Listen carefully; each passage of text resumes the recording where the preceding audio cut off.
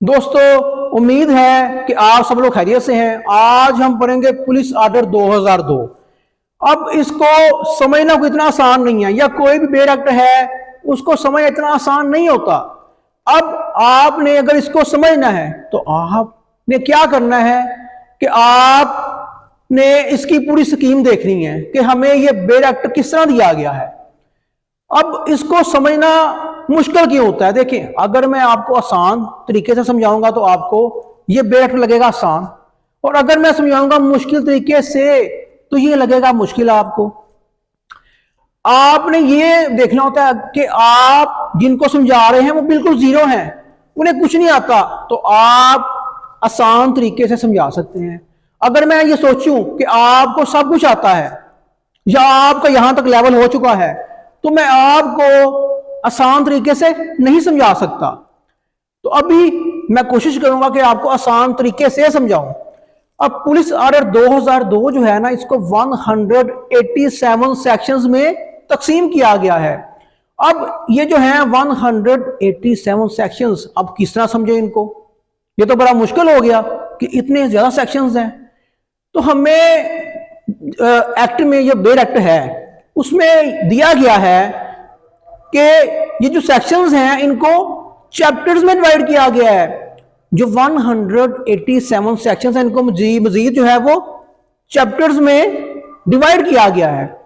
अब जो 19 चैप्टर्स हैं, ठीक है, अब उसमें ये है कि अब देखते हैं इसको कैसे किया गया है। अब ये चैप्टर 1 है, इसका नाम है प्रीलिमिनरी, यानी कि इब्तदाइया, यानी कि जो शुरुआत है वो चैप्टर 1 से होगी, और चैप्टर 1 के साथ अटैच कर दिए गए सेक्शन 1 और सेक्शन 2।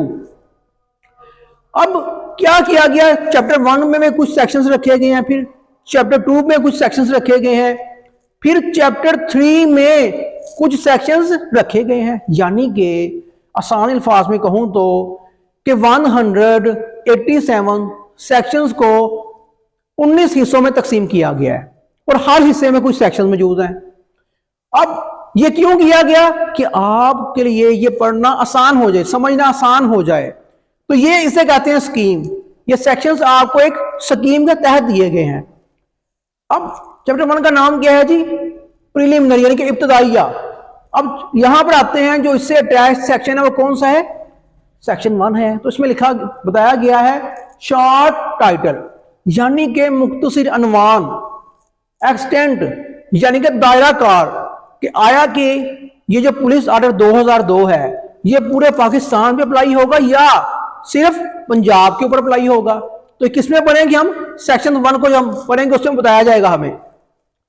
कमेंसमेंट यानी कि नफाज, ये जो एक्ट था कब वजूद में आया, क्या तारीख थी उसकी, तो ये जब हम सेक्शन 1 को मजीद डिटेल में पढ़ेंगे तो उसमें हमें बताया जाएगा। अब सेक्शन 2 में है डेफिनेशंस।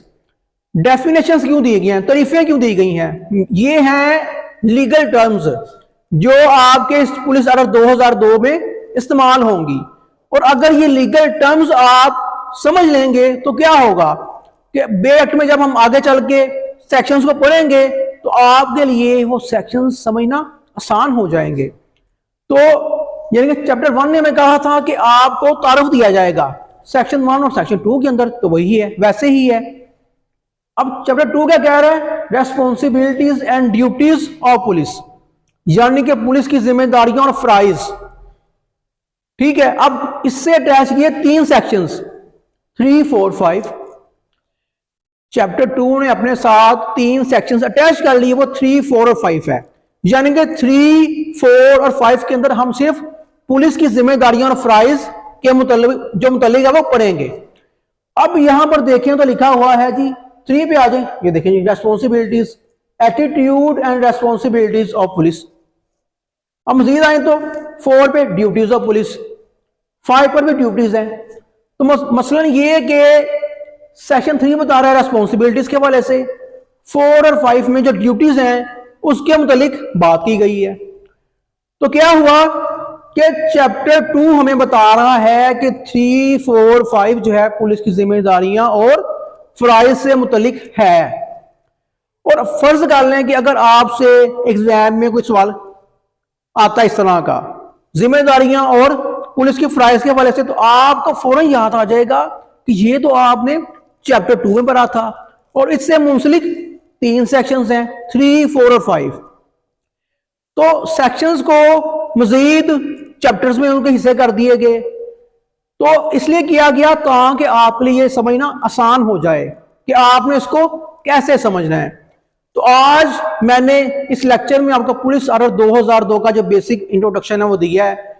अब नेक्स्ट लेक्चर में हम जो है वो इन सेक्शंस को मजीद जो है पढ़ेंगे कि इन सेक्शंस के अंदर क्या लिखा हुआ है, और कोशिश करूंगा कि आपको आसान तरीके से समझाया जाए ताकि आपके लिए इसको समझना आसान हो जाए। शुक्रिया।